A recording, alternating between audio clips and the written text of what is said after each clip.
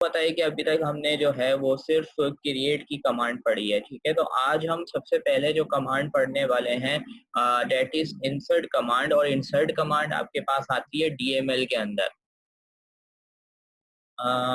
यूसुफ, आपके असाइनमेंट जमा हो गए हैं, ठीक है। अच्छा, हमारे पास आज जो हम सबसे पहली कमांड पढ़ने जा रहे हैं वो है इंसर्ट कमांड। और इंसर्ट कमांड जो है वो आपके पास डीएमएल के अंदर आती है, यानी डेटा मैनिपुलेशन लैंग्वेज के अंदर आती है। अब डेटा मैनिपुलेशन लैंग्वेज के अंदर आपके पास और दो कमांड्स आती हैं, that is update and delete, but उनको आज हम डिस्कस नहीं करेंगे।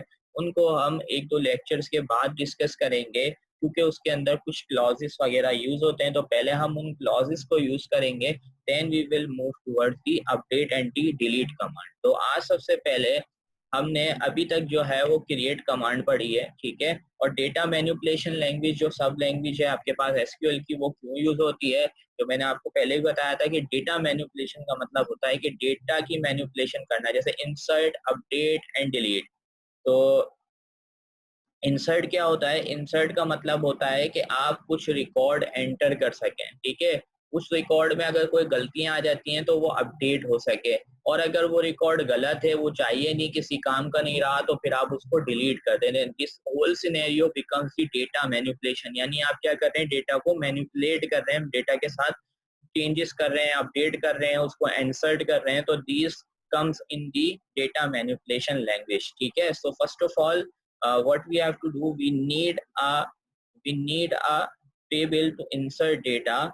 So यहाँ पर आते हैं और हमारी एक डेटाबेस थी that was use, हम यहाँ पे कमांड लिखते हैं और हमारे पास थी aptech_1909f। इसको मैं एग्जीक्यूट करता हूँ। सो नाउ मेरे पास यहाँ पर एक डेटाबेस आ चुकी है। आइडेंटिटी, बेटा अभी आइडेंटिटी हमने डिस्कस नहीं किया है, तो आइडेंटिटी जब मैं डिस्कस करूंगा तो आपको बता दूंगा कि आइडेंटिटी और ऑटो में क्या फर्क है, सही है। So now first of all create table. So create table, then we can say a test table, let's call it test, or let's say we are calling it city, और चलो हम employees रख लेते हैं। एम्प्लॉइज टेबल का नाम हो गया। उसके बाद इसके अंदर आपको कितनी फील्ड्स चाहिए, let's say we need ID integer, और इसको कहा हमने नॉट नल, ठीक है। और देन हमने बस नॉट नल लगा दिया। अभी कोई प्राइमरी की या कोई कंस्ट्रेंट यहाँ पर नहीं लगाया। जब कंस्ट्रेंट्स को डिस्कस करेंगे तो तब डिस्कस करेंगे, लेकिन हमने यहाँ पर एक कंस्ट्रेंट लगाया दैट इज नॉट नल, ठीक है। उसको अभी हम साथ के साथ डिस्कस कर लेंगे। Then we have the employee EMP name, employee name that will be varchar 50, and we can say कि इट विल एक्सेप्ट नल, ठीक है। सो यहाँ पर मैंने नल लगाया और यहाँ पर नॉट नल लगाया, ठीक है। तो जैसे कि हमने डिस्कस किया था व्हाट इज नल, कि अगर हम यहाँ पर क्या करना चाहते हैं, हम ये अलाउ करना चाहते हैं यूजर को, क्लाइंट को, कि भाई वो जो है इसकी वैल्यू देना चाहे तो देते, अगर नहीं देना चाहे तो भले उसकी मर्जी है, वो उसको ब्लैंक भी छोड़ सकता है, यानी खाली छोड़ सकता है, उसकी वैल्यू ना देना चाहे। क्योंकि हमने ये भी डिस्कस किया था कि नल का मतलब ये नहीं होता कि हमने अगर जीरो दे दी तो वो भी नल है, या हमने स्पेस दे दिया तो वो भी नल है। नहीं, नल का मतलब होता है कुछ भी नहीं, खाली, बिल्कुल कुछ भी नहीं, ठीक है ना। सो इस वजह से हमने यहाँ पे नल एक्सेप्ट करवाया, तो अब ये बोलेगा कि हमारे पास नल वैल्यू है।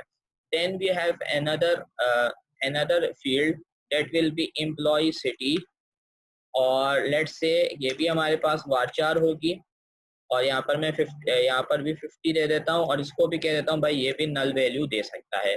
देन वी कैन से कि भाई हमारे पास एम्प्लॉय की एज है EMP एज, और देन वी कैन से कि यहाँ पर हम ले लेते हैं, एज ले रहे हैं तो हम यहाँ पर वॉचार ही इंटीजर ले लेते हैं, ठीक है।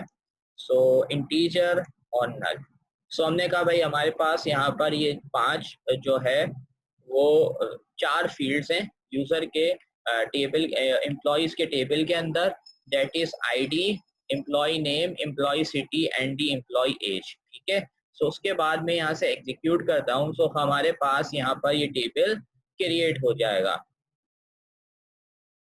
आईडी में नॉट नल इसलिए लगाया कि ताकि आईडी की वैल्यू लाजमी दे सकें, ठीक है ना। तो हमने एक जगह लगाया नल और एक जगह लगाया नॉट नल। नल का मतलब ये होता है कि अगर आपके पास उसकी वैल्यू आपको नहीं पता तो आप उसको नल छोड़ सकते हैं, लेकिन जिस फील्ड के ऊपर आपने नॉट नल लगाया होता है, जब तक आप उसकी वैल्यू पास नहीं करते तब तक आपकी क्यूरी जो है वो एग्जीक्यूट नहीं होती। ठीक है, सो अब देखते हैं कि इंसर्ट कैसे करेंगे। So now we are going to discuss the insert command. So insert की command के अंदर आप सबसे पहले लिखेंगे insert, then you will type insert into। ठीक है, insert into के बाद what you have to type, you have to type the table name। तो आपको टेबल का नाम बताना है, तो टेबल का नाम है हमारे पास एम्प्लॉय। सही है। उसके बाद आपके पास आता है वैल्यूज। अच्छा, एक चीज यहाँ पे मैं रिफ्रेश कर लेता हूँ ताकि यहाँ पे टेबल का नाम जो है वो शो हो जाएगा, so it will be easy. So we can say हमारे पास दो आ रहे हैं, एक एम्प्लॉइज है और एक एम्प्लॉई है। ठीक है, अभी हमने कौन सा बनाया है, एम्प्लॉइज वाला टेबल बनाया है। ठीक है, तो यहाँ पर आप देखो इसके अंदर 4 फील्ड्स आ रही हैं। सो मैं यहाँ से इसको कर देता हूँ एम्प्लॉइज और वैल्यूज। अब ये वैल्यूज क्या है, यहाँ पर आप उसकी फील्ड्स की वैल्यू बताते हैं। ठीक है, जैसे आपने लिखा ना इंसर्ट इनटू एम्प्लॉइज वैल्यूज। अब वैल्यूज के बाद आप इसकी वैल्यू देना स्टार्ट करेंगे। लेट्स से आपने कहा 1 कॉमा, उसके बाद आपने यहाँ पर आके बोला कि भाई उसके बाद एम्प्लॉय का नेम देना है। लेट्स से मैंने कह दिया अहमद कॉमा उसकी सिटी मैंने कह दिया हैदराबाद। देन हमारे पास उसकी एज थी, क्योंकि वो भी क्या थी, इंटीजर में थी, तो उसको हमें सिंगल कोट्स में पास नहीं करना। तो मैंने कह दिया एज 23 और यहाँ पर मैंने सेमी कॉलन पास किया। और उसके बाद यहाँ पर आके मैं एग्जीक्यूट पे क्लिक करता हूँ, तो अब आप देखो मेरे पास क्या आ रहा है, 1 रो अफेक्टेड लिखा हुआ आ रहा है। ठीक है, सो 1 रो अफेक्टेड लिखा हुआ आ रहा है। अब यहाँ पर ये देखो ये एरर आ रहा है, तो इसको अवॉइड करने के लिए आप लिखो dbo डॉट एम्प्लॉइज। ठीक है, ओके, सो ये एरर दे रहा है, इसको देने दें, कोई इशू नहीं है। ठीक है, सो हमने यहाँ पर एम्प्लॉयज़ के टेबल में डेटा इंसर्ट की है और यहाँ पर हमारे पास मैसेज भी आ गया था 1 रो इंसर्टेड, इसका मतलब एक रो इंसर्ट हो गई है। Now we are going to insert another record. ठीक है, और हमने यहाँ पर बोल दिया 2। ठीक है, इंसर्ट का मतलब ये होता है कि हम रिकॉर्ड ऐड कर रहे हैं। ठीक है ना, डेटा की वैल्यू, यानी हमने जो फील्ड्स बनाई थी, जो एंटिटीज बनाए थे, उसके एट्रीब्यूट्स ऐड किए थे, तो उनकी अब वैल्यूज पास कर रहे हैं। क्या पास कर रहे हैं, उसकी वैल्यूज पास कर रहे हैं, ताकि जो है अगर हमारे पास वैल्यूज पास नहीं करेंगे तो हमारे पास डेटा नहीं होगी। तो डेटा नहीं होगी तो उस डेटा के बगैर हम काम कैसे करेंगे। यानी आप फेसबुक के अंदर आप पोस्ट लगाओ, वो पोस्ट सेव ही ना हो, ये आपने लगाई, उसके बाद आपको कल को देखनी है, तो आप उसको वैल्यूज को सेव रखोगे ना।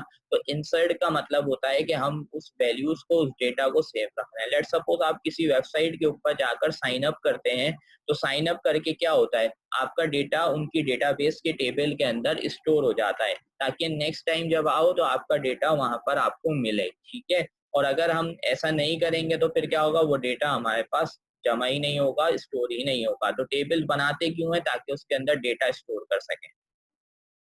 अच्छा देखें, उसके बाद we are going to add another record. Let's say यहाँ पर हम बोल देते हैं साजिद, और लेट्स से कि हम यहाँ पर साजिद का जो है ना, साजिद की सिर्फ हम साजिद के अंदर बस साजिद का नाम बता रहे हैं। ठीक है, और साजिद की आईडी बता रहे हैं। हमने बोला कि भाई साजिद की एज भी हमें नहीं पता और साजिद की सिटी भी नहीं पता। ठीक है, तो जब साजिद की एज और सिटी हमें नहीं पता, तो इसका मतलब क्या है कि हम उसके अंदर वैल्यू, नल वैल्यूज एक्सेप्ट कर रहे हैं। ठीक है, नल वैल्यू इंसर्ट कर रहे हैं। और हमने यहाँ पर अगर आप देखो तो टेबल्स के अंदर यहाँ पे मेंशन भी किया था कि ये दोनों जो है फील्ड्स नल वैल्यू एक्सेप्ट करेंगी। तो लेट्स से अब हम इसको एग्जीक्यूट करते हैं इस कमांड को, और here you can see we are getting an error. ठीक है, अब यहाँ पर एरर क्यों आता है कि जब भी आप limited number of rose insert करवाते हैं, लाइक आपको पता है कि भाई मैंने सिर्फ किसकी वैल्यू दी है, आईडी की और नेम की, लेकिन इसको नहीं पता चल रहा, ये जो आपका टेबल है इसको नहीं पता चल रहा कि आपने किसकी वैल्यू यहाँ पर इंसर्ट की है। तो जब आप तमाम कॉलम्स की वैल्यूज नहीं दे रहे हैं, यानी तमाम कॉलम्स की वैल्यूज नहीं दे रहे हैं, लेट्स सपोज पिछले एग्जांपल के अंदर हम आईडी की वैल्यू भी दे रहे थे, नेम की वैल्यू भी दे रहे थे, सिटी की वैल्यू भी खुद दे रहे थे और एज की भी दे रहे थे। अब हम सेकंड रिकॉर्ड के अंदर जो है सिर्फ हम बोल रहे हैं आईडी की और नेम की वैल्यू हमें देनी है, तो हमें यहाँ पर भी मेंशन करना होगा। अब एम्प्लॉय के टेबल के बाद हम इसको यहाँ पर ये बता रहे हैं कि हम कौन कौन सी फील्ड का डेटा इंसर्ट करवा रहे हैं। तो हमने कहा आईडी की वैल्यू दे रहे हैं और दूसरा हम ईएमपी नेम की वैल्यू दे रहे हैं। तो अब इसको यहाँ पर ये पता चल जाएगा कि भाई यहाँ से एम्प्लॉइज के टेबल के अंदर हम आईडी, इस आईडी की वैल्यू दे रहे हैं, ये फर्स्ट वाली आईडी की वैल्यू है और सेकंड वाली आपके पास किसकी वैल्यू है, ये एम्प्लॉय नेम की है। सो अब मैं इसको एग्जीक्यूट करता हूँ। सो अब आप देखो ये मेरे पास इंसर्ट हो गया है। एरर ये थी कि एम्प्लॉइज के नाम से कोई स्टोर प्रोसीजर या कोई ऑब्जेक्ट पहले से क्रिएटेड है, ठीक है, जिसकी वजह से हमारे पास यहाँ एरर आ रही है, ठीक है। तो मैंने जैसे ही इसको यहाँ पर डीपीओ यानी ऑब्जेक्ट के थ्रू ऐड किया कि हम इस डेटाबेस के ऑब्जेक्ट को रन कर रहे हैं, यानी डीबीओ एम्प्लॉइज जो है वो किस ऑब्जेक्ट से बिलोंग करता है, ये वाली डेटाबेस से। इसके अंदर हमने आईडी की फील्ड दी और नेम की दी। तो अब हमारे पास सिर्फ आईडी की वैल्यू और जो सेकंड हमारे पास यहाँ पर इंसर्ट हुआ है साजिद, उसकी वैल्यू यहाँ पर गई होगी। तो अब हम इसको वेरीफाई कैसे करें, तो ये से आपका ये टेबल आ रहा है, इस पे आप राइट क्लिक करें और राइट क्लिक करके आपको एक ऑप्शन मिलेगी यहाँ पर सिलेक्ट टॉप 1000 रोज। आप इसको क्लिक कर दें। सो आपके पास एक क्यूरी भी जनरेट होगी, लेकिन अभी आप उस क्यूरी को छोड़ दें, आप रिजल्ट, अच्छा ठीक है, क्यूरी को छोड़ दें, रिजल्ट दिखाता हूँ मैं आपको, सही है। मैं अगेन रन करता हूँ इसको। सो राइट क्लिक करता हूँ, राइट क्लिक करके ऑप्शन आ रहा है सिलेक्ट टॉप 1000 रोज, ठीक है। सो मैं इसको एक मिनट के लिए ये स्क्रिप्ट हटाता हूँ और यहाँ पर आप देखो आईडी कौन कौन सी मिली है, 1 2, ईएमपी नेम अहमद हैदराबाद 23। ये वो डेटा है जो हमने फर्स्ट वाले स्टेटमेंट से एंटर करवाया था, यानी फर्स्ट टाइम जब हमने इंसर्ट की कमांड लिखी थी तो ये रिकॉर्ड डेटा जो है वो हमारे पास स्टोर हुई थी। सेकंड टाइम जब हमने इस क्यूरी को लिखा तो हमने यहाँ से सिर्फ दो वैल्यूज पास की थी, एक आईडी की और दूसरा साजिद की, दूसरा उसकी सिटी और एज हमें मालूम नहीं थी। तो अब देखो ये यहाँ पर क्या दिखा रहा है, नल दिखा रहा है। ये देखो क्या दिखा रहा है, यहाँ पर भी नल और यहाँ पर भी नल। अगर मैंने यहाँ पर ये दिया होता कि भाई ये नल वैल्यू एक्सेप्ट नहीं करेगा, तो फिर आपके पास यहाँ पर एरर आ जाती, जो कि नॉट नल मैंने कहाँ लगाया है, नॉट नल मैंने आईडी पे लगाया है। सो नाउ मैं आपको यहाँ से बताता हूँ कि भाई देखो मैंने इसको बोला कि भाई आईडी की वैल्यू नहीं दे रहा मैं दूंगा ईएमपी नेम, ईएनपी सिटी और ईएमपी एज की वैल्यू मुझे पास करनी है। सो लेट्स से मैंने यहाँ से इसको बोला कि भाई कॉमा और यहाँ पर जाके मैंने second value they the Hyderabad and third value मैंने दे दी 23। नाउ अगर मैं इस वैल्यू को रन करूंगा, यानी इस स्टेटमेंट को रन करूंगा, it will generate an error. So अब देखो यहाँ पर आपके पास एरर क्या आई है, एरर को आपने पढ़ना है। तो यहाँ पर देखो can not insert the value null into the column ID, यानी आपको क्या बता रहा है कि आप नल वैल्यू जो है वो आईडी कॉलम में इंसर्ट नहीं करवा सकते। क्यों नहीं करवा सकते, क्योंकि जब आपने इस टेबल को डिफाइन किया था, इस टेबल को बनाया था, तो उस टाइम पर आपने यहाँ पर नॉट नल लगा दिया था। That is one of the constraints, यानी आपने एक कंस्ट्रेंट यहाँ पर लगा दिया था, इन्फोर्स कर दिया था कि ये जो है वो नॉट नल वैल्यू एक्सेप्ट नहीं करेगा। ये जो है वो नॉट नल, यानी नल वैल्यू अगर आपने इसके अंदर पास करने की कोशिश की तो ये नल वैल्यू कभी भी एक्सेप्ट नहीं करेगा। Let's say without the employee name या employee ID we can not generate the order of that employee. यानी आप अगर एक ई कॉमर्स वेबसाइट बना रहे हैं या ई कॉमर्स जो है बिजनेस उसका डेटाबेस बना रहे हैं, सो लेट्स से आपको एक ऑर्डर प्लेस करवाना है, ठीक है, यानी ऑर्डर की डेटा इंसर्ट करनी है। तो ऑर्डर की डेटा के अंदर आपको एम्प्लॉय का नाम पता होना चाहिए या एम्प्लॉय की आईडी या कस्टमर की आईडी जिसको आप वो ऑर्डर सेल कर रहे हैं। अगर आप उस पे नल वैल्यू दे देंगे तो वो ऑर्डर आपके किसी काम का ही नहीं है, क्योंकि आपके पास उसकी कंप्लीट इंफॉर्मेशन नहीं है। तो इस वजह से जो है वो हम एट्रीब्यूट्स के ऊपर क्या लगाते हैं, ये जो है नॉट नल या नल का कंस्ट्रेंट लगाते हैं। लेट सपोज कुछ इंफॉर्मेशन आपके डेटाबेस के अंदर ऐसी हो सकती है जिसको आपने बाद में वैल्यूज देनी हो, या आप चाहते हैं कि भाई ये नल भी हो सकती है, ठीक है? तो उस जगह उन एट्रीब्यूट्स के साथ आप नल यूज़ करते हैं और वो एट्रीब्यूट्स जिनको आपने लाज़मी वैल्यू लेनी है, यानी आपने कहा भाई ये वैल्यू नहीं दोगे तो हमारे लिए डेटा बिल्कुल इनकरेक्ट हो जाएगा, हमारे पास डेटा किसी काम का नहीं रहेगा। तो फिर आप जो है वो उनसे क्या माँगते हो, आप वहाँ पर नॉट नल का कंस्ट्रेंट लगा देते हो, जिसकी वजह से ये इंश्योर हो जाता है कि आपके पास जो है वो डेटा लाज़मी इंसर्ट होगा उस पर्टिकुलर एट्रिब्यूट या कॉलम के अंदर। सो ये इस तरह से जो है वो आप इंसर्ट कर सकते हैं डेटा को। Now you have another option, अगर आप जो है ये भूल जाते हैं कि भाई क्यूरी आपको लिखने में प्रॉब्लम हो रही है, तो फिर आपके पास एक आसान हल ये है कि आप यहाँ से टेबल पे राइट क्लिक करेंगे, जो भी आपके टेबल का नाम है, और यहाँ पर एक ऑप्शन आता है स्क्रिप्ट टेबल एस। तो यहाँ पर इंसर्ट की कमांड आप देखें, लिखा हुआ आ रहा है ना, script table as insert to new query window editor. यानी आप कह रहे हैं कि मुझे स्क्रिप्ट जनरेट करके दे दो, कौन से टेबल की इंसर्ट की स्क्रिप्ट जनरेट कर दो, किस टेबल की, जिस टेबल पे मैंने क्लिक किया है। तो मैं जैसे ही इस पे क्लिक करूंगा एक न्यू क्यूरी विंडो ओपन हो जाएगी, जिसके अंदर कंप्लीट आपके पास जो है ये आपके पास स्टेटमेंट लिखी हुई आ जाएगी। अब आपको उस स्टेटमेंट में क्या करना है, बस यहाँ पर आके चेंज करना होता है और यहाँ पर अपनी वैल्यूज पास करनी होती हैं और आपकी स्टेटमेंट बिल्कुल कंप्लीट एज इट इज लिखी हुई आ जाती है, यानी आपको कंप्लीट स्टेटमेंट लिखने की जरूरत नहीं पड़ती। तो ये दो वेज हैं जिनके थ्रू आप क्या कर सकते हैं, डेटा को इंसर्ट करवा सकते हैं अपने पर्टिकुलर टेबल्स के अंदर। अभी तक टेबल हमने डिस्कस कर लिया, इंसर्ट करना, क्रिएट करना हमने पहले भी सीखा हुआ है।